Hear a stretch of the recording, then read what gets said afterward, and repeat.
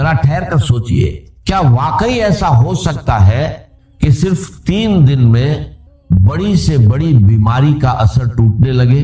کیا سچ میں اللہ کے کلام میں اتنی طاقت ہے کہ جہاں ڈاکٹر جواب دے دے وہاں سے شفا کا دروازہ کھل جائے؟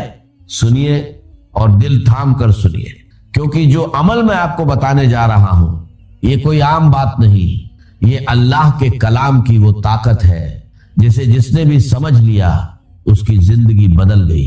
صبح کا وقت جب آپ نیند سے اٹھتے ہیں اور آپ کا پیٹ بالکل خالی ہوتا ہے، اسی وقت اگر کوئی شخص ان مقدس صورتوں کو پانی پر پڑھ کر دم کرتا ہے اور پھر وہ پانی پی لیتا ہے تو اللہ کے فضل سے اس کے اندر جو بھی بیماری ہوتی ہے اس کی جڑ ہلنی شروع ہو جاتی ہے۔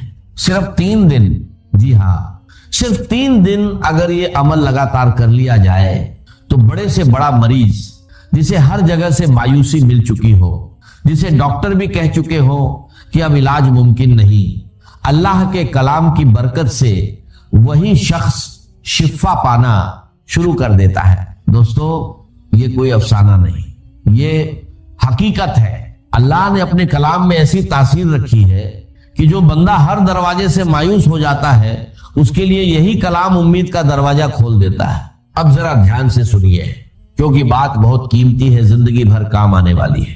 اگر آپ اس عمل کو بالکل صحیح طریقے سے بنا کسی کمی یا زیادتی کے پورا یقین رکھتے ہوئے کر لیتے ہیں تو پہلے ہی دن اس کی برکت کے اثرات آپ کو محسوس ہونے لگے۔ 3 دن لگاتار اور پھر آپ اپنی آنکھوں سے دیکھیں گے جیسے شیشہ صاف ہوتا ہے ویسے ہی حالات صاف ہوتے چلے جائیں گے۔ اب سوال یہ ہے کہ وہ صورت کون سی ہے؟ تو سنیے، وہ صورت اتنی مشہور ہے کہ ہر شخص اسے جانتا ہے، پڑھا لکھا ہو یا ان پڑھ، جس نے کبھی قرآن نہیں بھی پڑھا اسے بھی یہ صورت یاد ہوتی ہے۔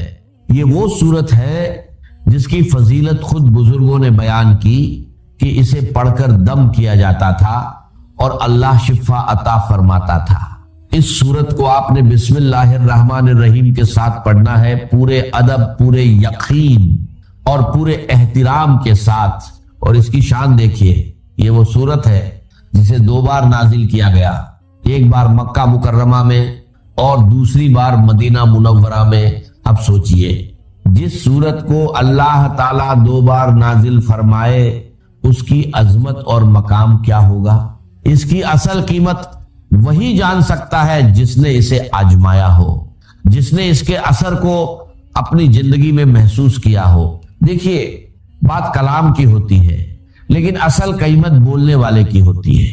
ایک فقیر کچھ کہے تو کوئی دھیان نہیں دیتا، اور ایک بادشاہ کچھ کہہ دے تو پوری دنیا میں خبر پھیل جاتی ہے۔ تو پھر اندازہ لگائیے یہ کس کا کلام ہے؟ یہ کلام اے ربانی ہے، مالک اے کائنات کا کلام، وہ کلام جس کے سامنے دنیا کا ہر کلام پھیکا پڑ جاتا ہے۔ اسی لیے اس کے اندر ایسی تاثیر ہے کہ ناممکن کو ممکن بنا دیتی ہے۔ ڈاکٹر خود کہتے ہیں کہ ہاسپٹلز میں جہاں مریض آخری حالت میں ہوتے ہیں، جہاں وہ وینٹیلیٹر پر ہوتے ہیں، وہاں قرآن کی تلاوت چلائی جاتی ہے اور صرف سننے کی برکت سے اللہ ان مریضوں کو راحت اور شفا عطا فرما دیتا ہے۔ اتنی عظیم طاقت ہے اللہ کے کلام میں، اور اس کے اندر کچھ ایسے حروف بھی ہیں جیسے الف، لام، میم، جن کے بارے میں فرمایا گیا کہ یہ اللہ اور اس کے بندے کے درمیان راجیہ ہے۔ ان کا اصل مطلب کوئی نہیں جانتا سوائے اللہ کے۔ تو جب ایسا کلام، ایسا مقدس راجیہ آپ کے پاس موجود ہے تو پھر دیر کس بات کی؟ یقین کے ساتھ، ادب کے ساتھ اور مکمل طریقے سے اس عمل کو کیجئے، اور پھر خود اپنی آنکھوں سے دیکھیے کہ اللہ کا کلام آپ کی زندگی میں کیسی تبدیلی لاتا ہے، کیسے بیماریاں دور ہوتی ہیں اور کیسے بند راستے کھلنے لگتے ہیں۔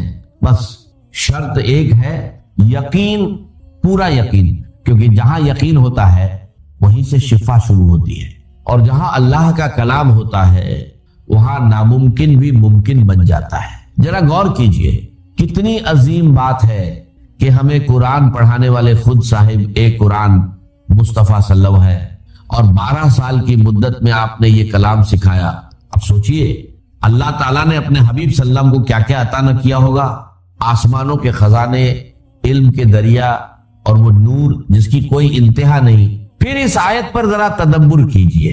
الرحمن علم القرآن، یعنی سکھانے والا خود رحمان ہے اور سیکھنے والے مصطفیٰ صلی اللہ علیہ وسلم ہے. تو اندازہ لگائیے یہ کیسا کلام ہے اور اس میں کتنی طاقت چھپی ہوئی ہے. یہ وہی کلام پاک ہے جس کی سب سے پہلی سورت سورہ فاتحہ شریف ہے. اب ذرا اس کی شان سنیے. یہ سورت نور بھی ہے، روشنی بھی ہے اور زندگی کو بدل دینے والی حقیقت بھی ہے. یہ وہ سورت ہے جو دلوں کو سکون دیتی ہے. جسمانی اور روحانی بیماریوں کا علاج ہے. ایسی کوئی بیماری نہیں جس کا حل اس سورت میں موجود نہ ہو. اگر آپ اس سورت کو پڑھ لیں اور اس کے ساتھ وہ دوسری سورت بھی پڑھیں جس کا ذکر آگے آئے گا تو یقین جانیے آپ حیران رہ جائیں گے کہ اللہ کے کلام میں کیسی زبردست تاثیر ہے. ذرا توجہ سے سنیے. اگر آپ صرف 10-15 منٹ پورے یقین اور دھیان کے ساتھ یہ عمل کر لیں تو سمجھ لیجئے آپ کی زندگی بدل سکتی ہے. آپ نے جتنا علاج کروایا، ڈاکٹر بدلے، دوائیاں لی، وہ سب اپنی جگہ، لیکن اگر اس عمل کے ساتھ دوا بھی لیتے رہیں گے تو وہی دوا بھی اثر دکھانے لگے گی. بہت سے لوگ کہتے ہیں کہ ہم نے ہر علاج کر لیا مگر شفا نہیں ملی. یاد رکھیے جب یہ کلام پڑھا جاتا ہے تو مسائل خود بخود حل ہونے لگتے ہیں. یہ ایک بابرکت عمل ہے. چاہے آپ بیمار ہو یا نہ ہو اسے ضرور کیجئے کیونکہ اس کی برکت سے زندگی کے بگڑے ہوئے حالات بھی سنور جاتے ہیں. اب سنیے قرآن کی تاثیر کا ایک واقعہ. ایک صحابی قرآن کی تلاوت کر رہے تھے. پاس ایک گھوڑا بندھا تھا. اچانک وہ بے چین ہو کر اچھلنے لگا. جب انہوں نے دیکھا تو ایک بادل سا تھا جس میں چراغ روشن تھے. صبح واقعہ نبی کریم صلی اللہ علیہ وسلم کو بتایا گیا تو آپ نے فرمایا وہ فرشتے تھے جو تمہاری تلاوت سننے آئے تھے. یعنی جہاں تک قرآن کی آواز پہنچتی ہے وہاں تک اللہ کی رحمت نازل ہوتی ہے. اسی طرح اگر کوئی قرآن پڑھ کر بیمار پر دم کرے تو اس کا اثر پھولوں کی خوشبو کی طرح ہر طرف پھیلتا ہے. دل کو سکون اور دماغ کو تازگی ملتی ہے. بالکل اسی طرح جب قرآن پڑھا جاتا ہے تو اللہ اس کے لفظوں میں ایسی تاثیر پیدا فرما دیتا ہے کہ بیماریاں ختم ہونے لگتی ہیں. صحابہ کرامج نے سورہ فاتحہ پڑھ کر سانپ کے ڈسے ہوئے شخص پر دم کیا تو اللہ نے اسے شفا عطا فرما دی. اسی طرح ایک شخص کو مرگی کے دورے پڑتے تھے. جب اس پر یہ سورت پڑھ کر دم کیا گیا تو اللہ تعالیٰ نے اسے اس بیماری سے نجات دے دی. اب طریقہ سن لیجئے. آپ نے بسم اللہ الرحمن الرحیم کے ساتھ سورہ فاتحہ پڑھنی ہے. شروع میں 7 مرتبہ آمین کہنا ہے. پھر پوری سورت اس طرح پڑھے بسم اللہ الرحمن الرحیم الحمدللہ رب العالمین الرحمن الرحیم مالک یوم الدین ایاک نعبد و ایاک نستعین اہدنا الصراط المستقیم صراط الذین انعمت علیہم غیر المغضوب علیہم ولا الضالین آمین. عمل آپ فجر کے بعد بھی کر سکتے ہیں یا اس سے پہلے بھی، لیکن سب سے بہتر وقت وہ ہے جب آپ نہار منہ ہو یعنی خالی پیٹ. اس وقت انسان تازہ ہوتا ہے، دل پرسکون ہوتا ہے اور عبادت کے لیے بہترین کیفیت میں ہوتا ہے.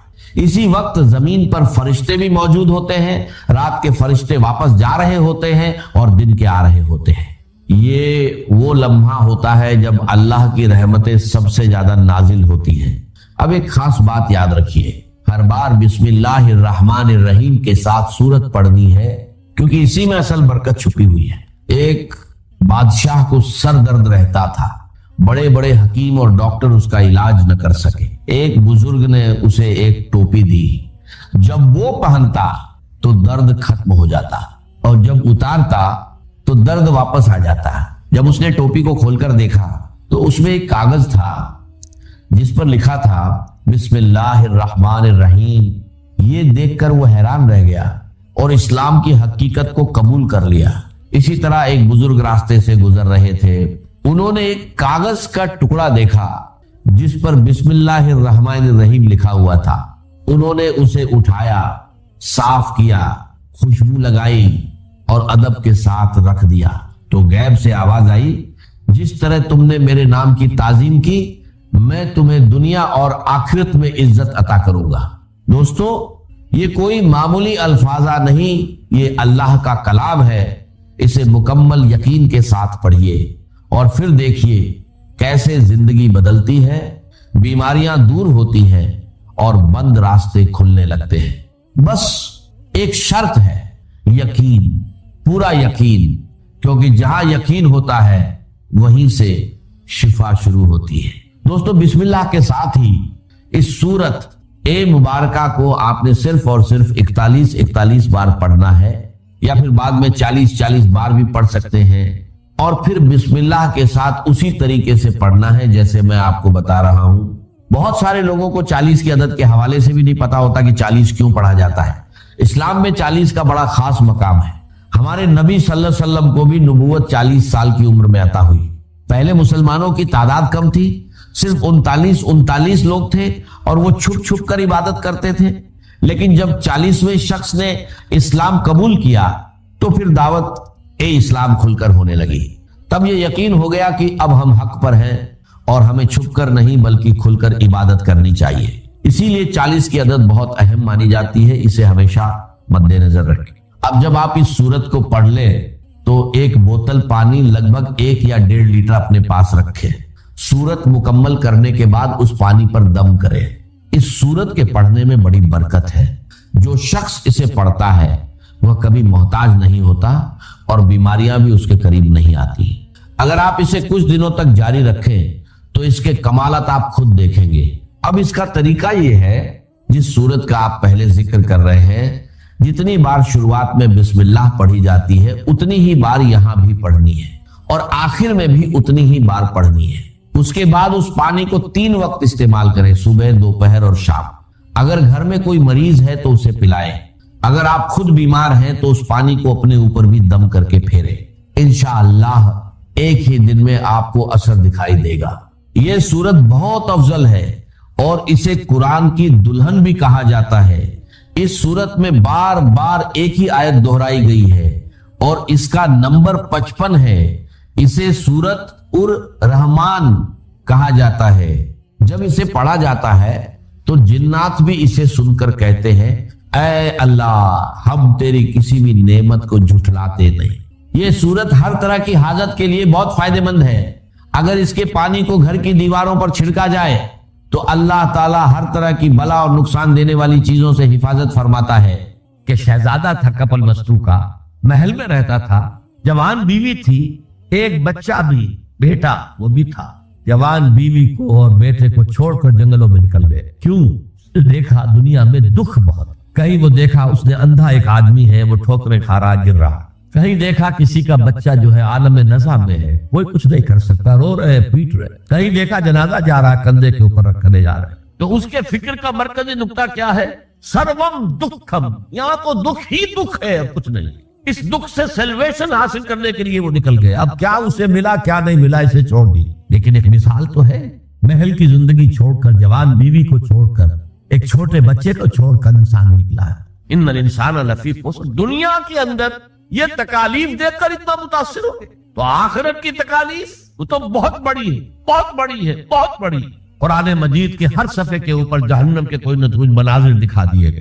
کیا کھانے کو ملے گا؟ زقوم، جو پیٹ میں جائے گا تو کھولے گا جیسے کہ پانی کھول رہا، اور پھر اس پر پیاس لگے گی تو حمیم ملے گا، گرم پانی یا پیپ، اور زخم کا دوبن ملے گا۔ حضور کو شب معراج میں جو دکھائے گئے مناظر، عذاب کس کس طور سے انسانوں کو ہوگا۔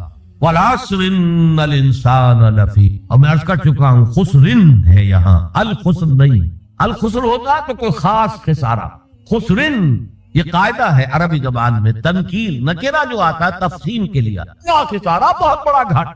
اب جو اس سے استثناء کی 4 شرائط ہیں ان کو سمجھیے۔ سب سے پہلے ایمان۔ اب یہاں تو ایک لفظ آیا ایمان، اللہ پر ایمان، رسولوں پر ایمان، آخری رسول اور آخری نبی پر ایمان، کتابوں پر ایمان اور آخری کتاب قرآن پر ایمان، باس بعد الموت پر ایمان، حساب کتاب پر ایمان، جزا و سزا پر ایمان، جنت اور دوزخ پر ایمان۔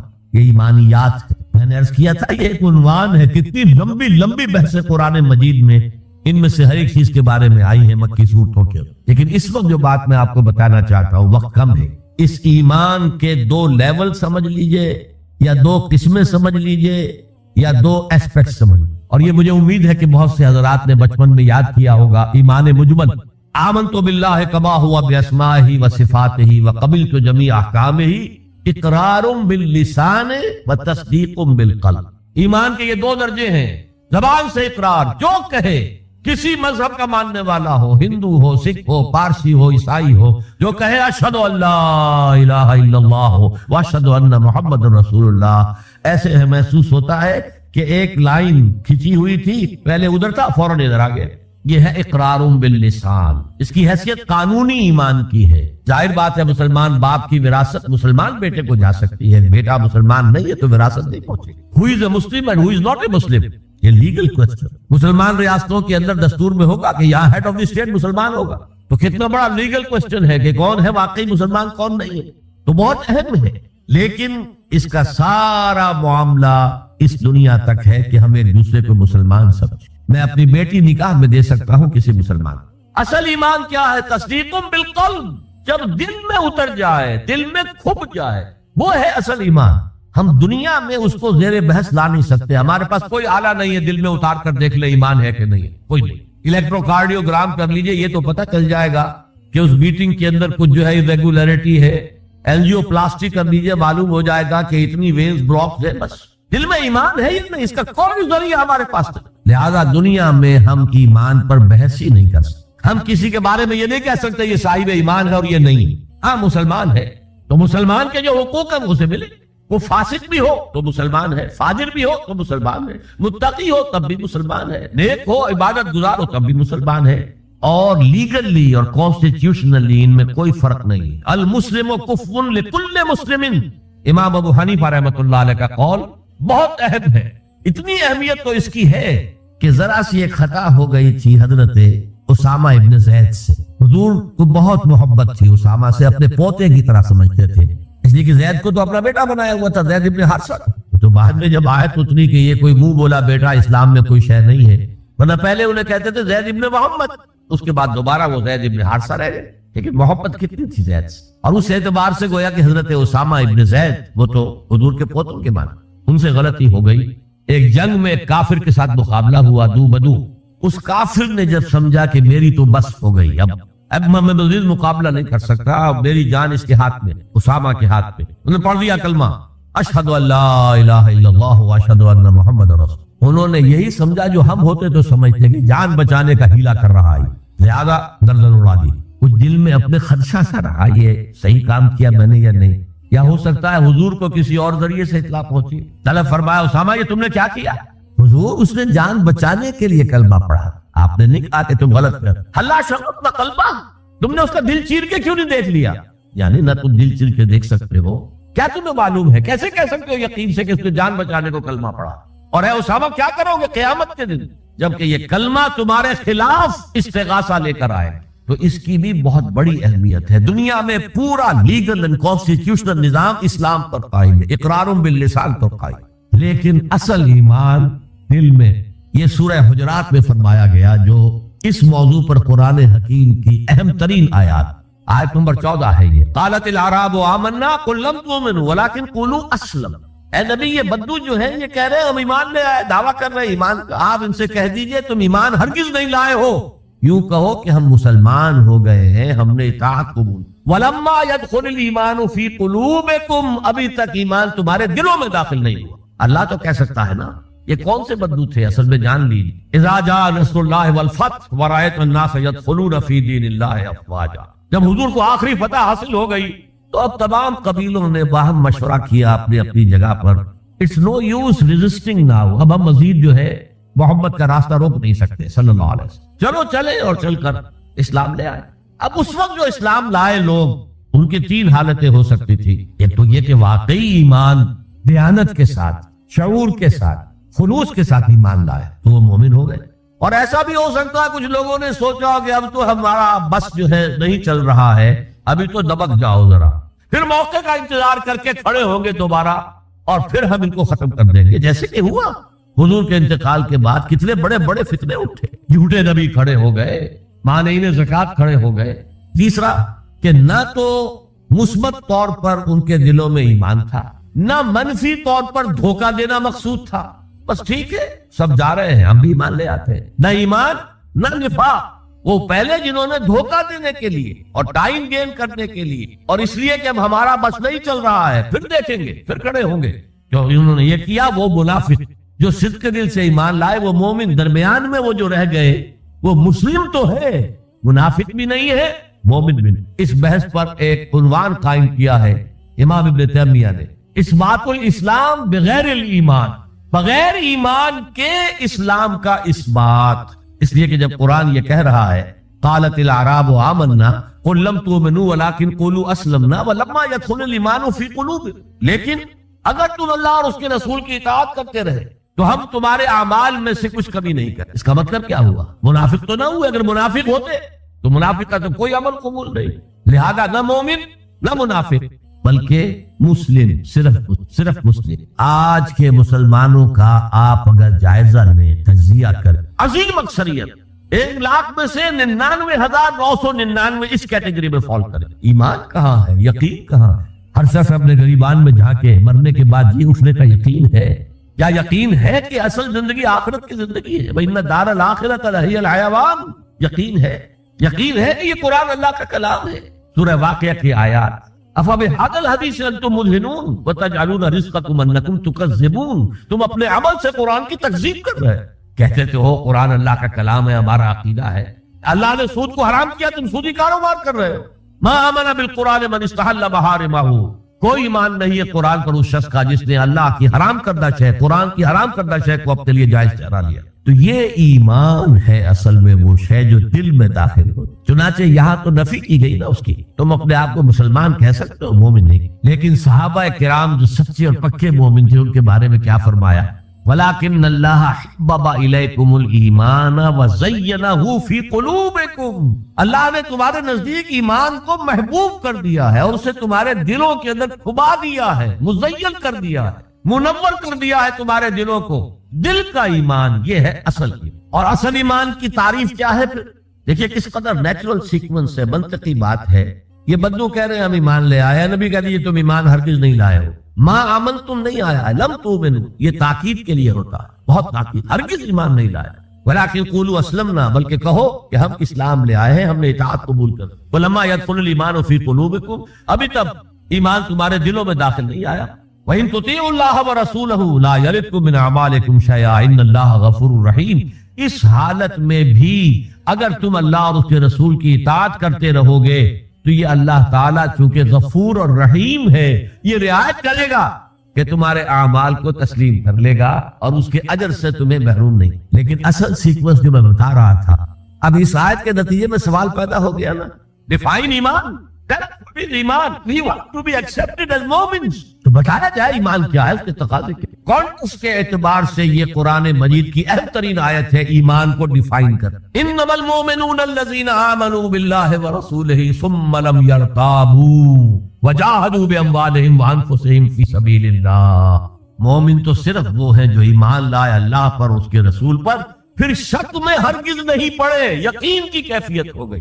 ابھی آپ نے سورہ تکاثر سنی تھی، علم الیقین، علم الیقین، ایک تیسرا درجہ اور ہے حق الیقین۔ یقین کے بھی 3 درجے ہیں، معمولی بات نہیں۔ ایک ہے حدیث میں جسے کہا گیا احسان، حضرت جبرائیل نے حضور سے پوچھا اخبرنی عن الاحسان، آپ نے فرمایا ان تعبد اللہ، ایک روایت میں ان تعمل للہ ہے، تیسری روایت میں ان تخشى اللہ کانک تراہ فإن لم تکن تراہ فإنہ یراک۔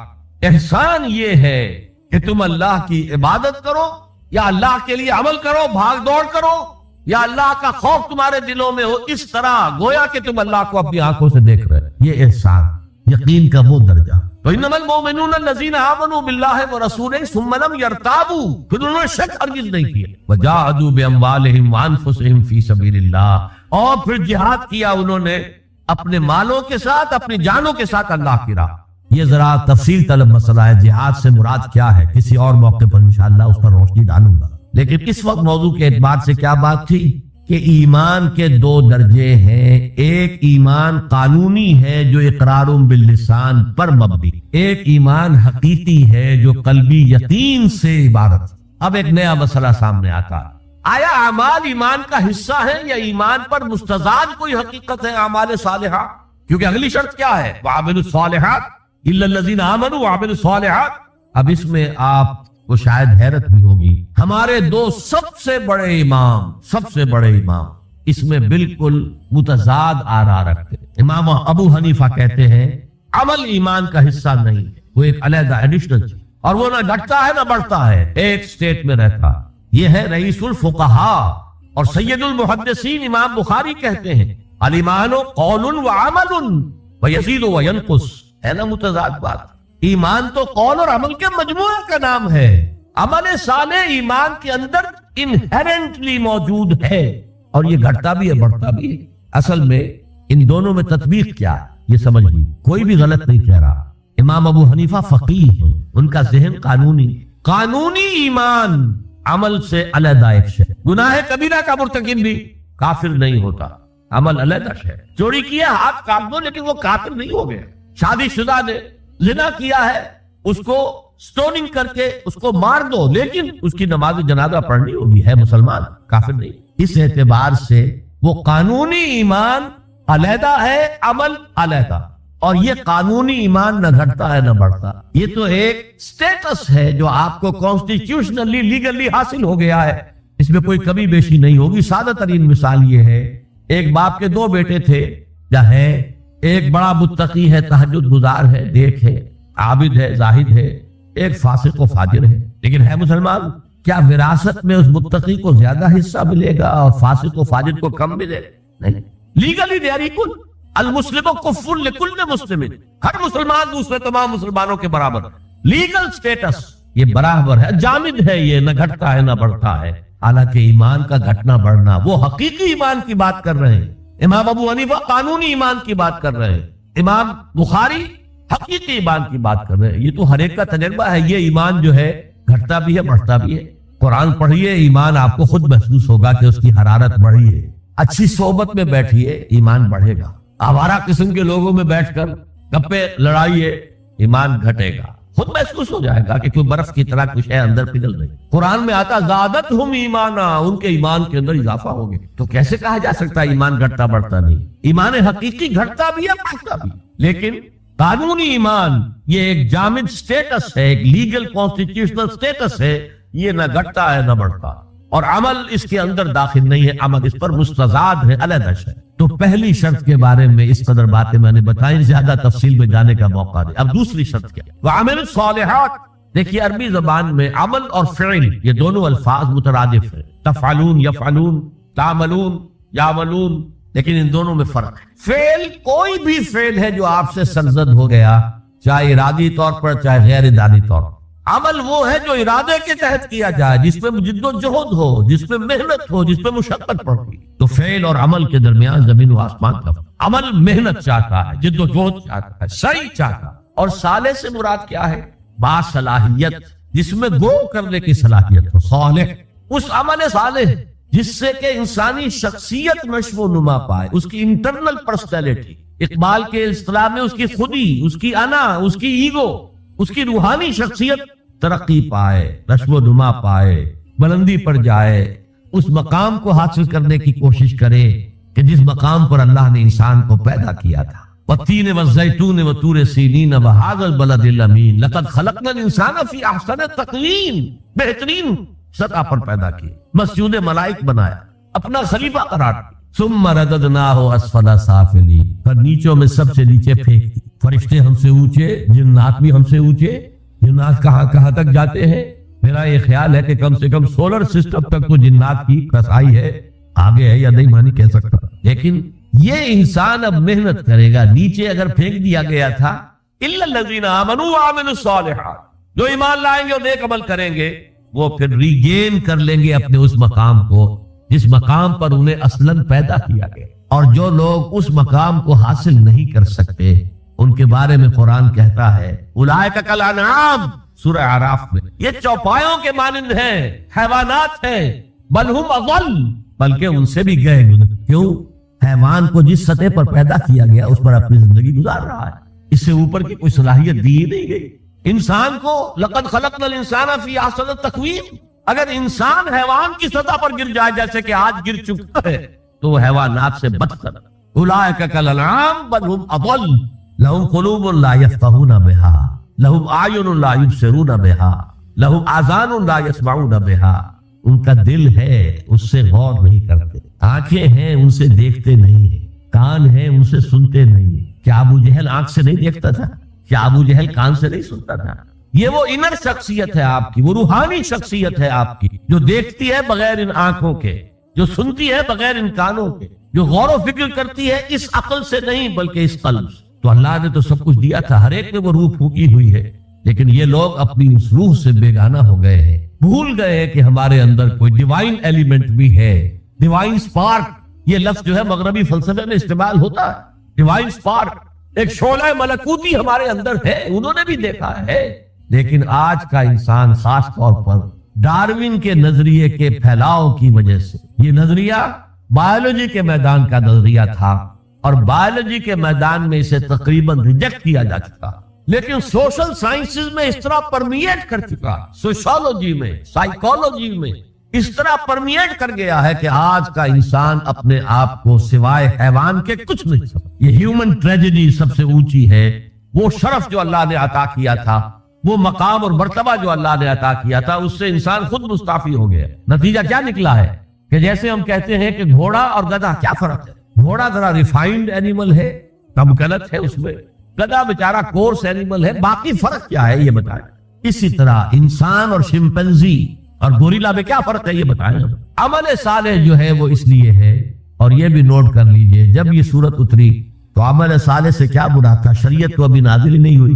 عمل صالح ایک ہی تھا، ایک ان الذین قالوا ربنا اللہ ثم استقاموا، جنہوں نے کہا ہمارا رب اللہ ہے پھر جم گئے. چاہے مارا جا رہا ہے، چاہے دہتے ہوئے انگاروں پر لٹایا جا رہا ہے. خباب بن الارت رضی اللہ تعالی عنہ لوہار تھے پیشے کے اعتبار سے، بلایا گیا، حضور پر ایمان لے آئے تھے، انگارے زمین پر بچھا دیے گئے، دہتے ہوئے انگارے. کہا اتارو کرتا، اتار دیا.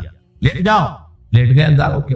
اس لیے کہ حضور کا حکم یہ تھا، چاہے تمہارے ٹکڑے کر دیں، چاہے تمہیں بھون دے، تم نے کوئی جوابی کارروائی نہیں کرنی. کفو ایدیکم، اپنے ہاتھ بندے رکھ. قرآن میں تو یہ کہیں جا کر سورہ نساء میں حکم آیا ہے. یہ ایک زمانہ تھا جب کہ تمہیں حکم تھا کہ اپنے ہاتھ روکے رکھو.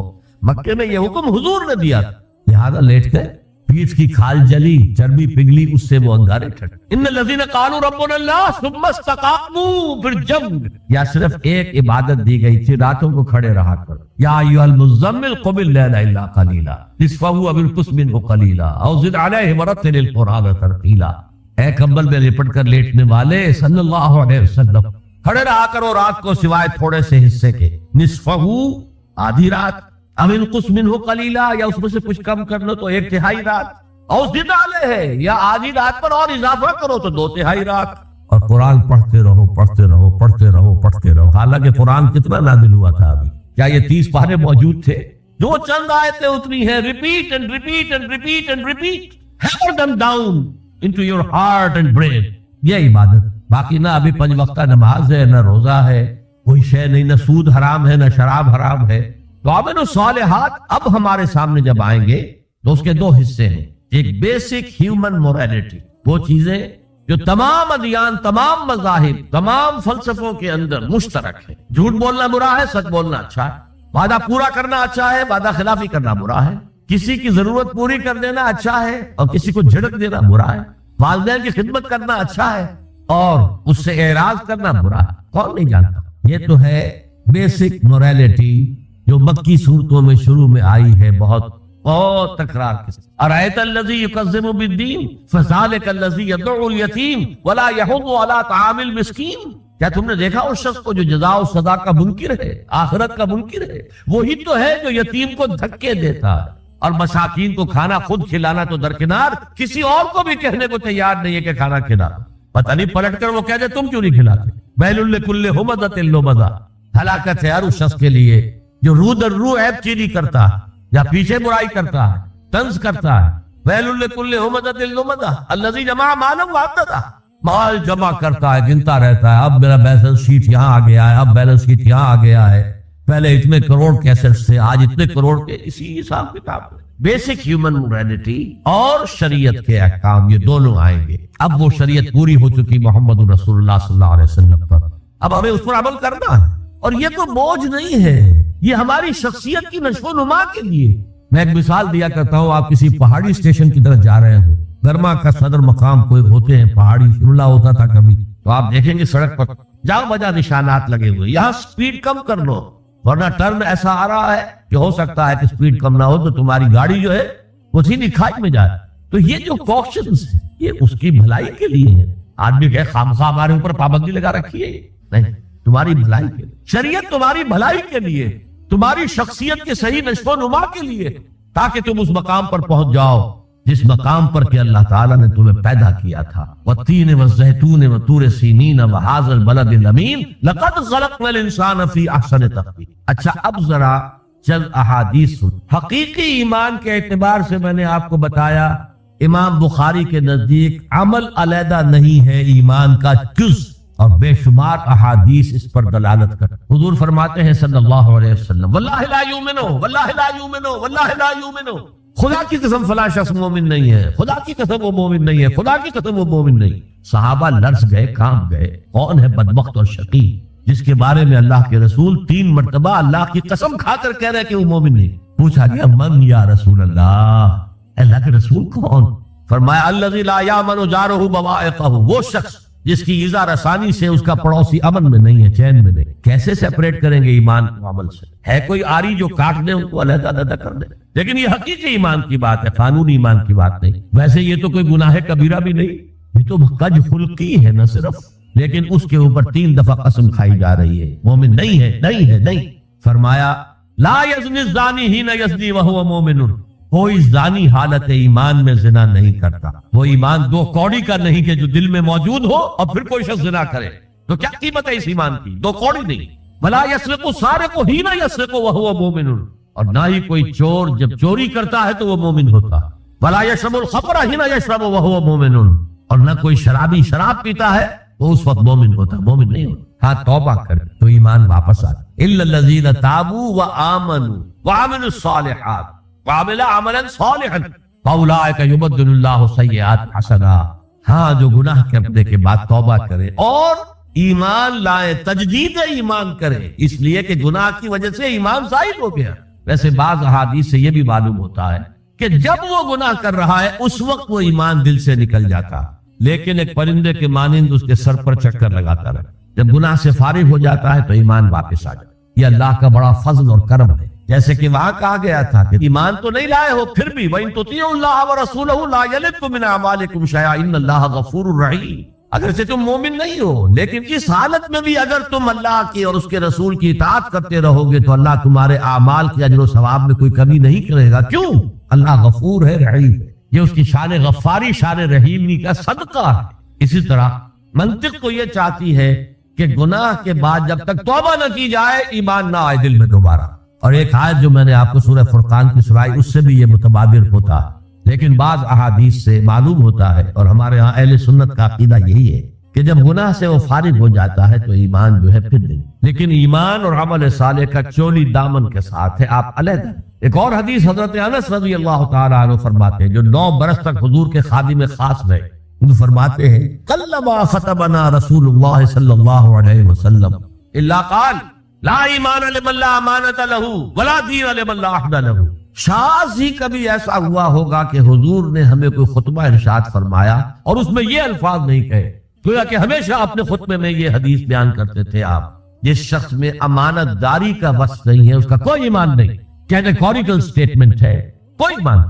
اور جس شخص میں ایفائے عہد کا مادہ نہیں اس کا کوئی دین نہیں۔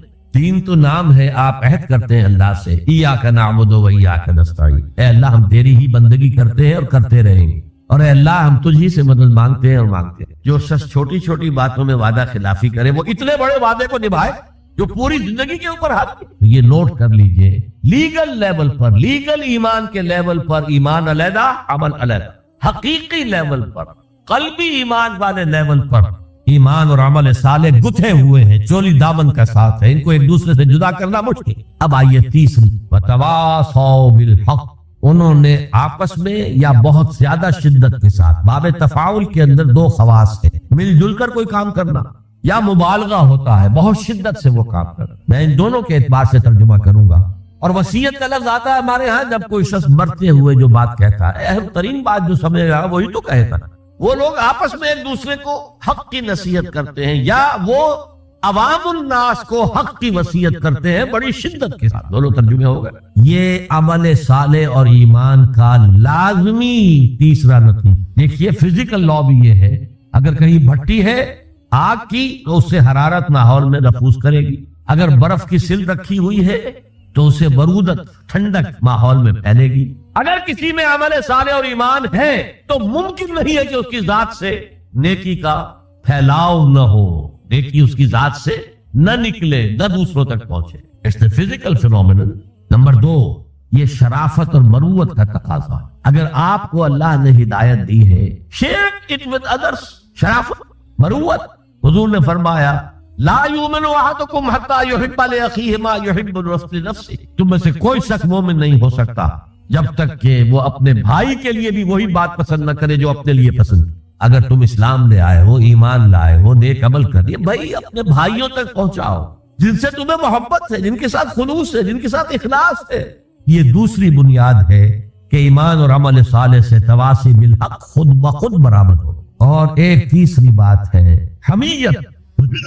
میں یہاں آپ کو ایک حدیث سنا رہا ہوں۔ ایک طویل عرصے تک اپنے زمانہ طالب علمی میں یہ حدیث خطبہ جمعہ میں سنتا رہا۔ مولانا تھانوی رحمۃ اللہ علیہ نے جو خطبات جمعہ مرتب کی ان میں یہ ہے، حضور ارشاد فرماتے ہیں اوحى اللہ عز وجل الى جبرائیل علیہ الصلوۃ والسلام ان اقلب مدینہ کذا وکذا باہلہ۔ اللہ تعالیٰ نے وحی کے ذریعے سے حکم دیا حضرت جبرائیل کو کہ فلاں فلاں بستیوں کو الٹ دو، تلپٹ کر دو، جیسے سدوم اور عامورہ کی بستیوں پر عذاب آیا تھا ویسا عذاب ان بستیوں کے اوپر لے آؤ۔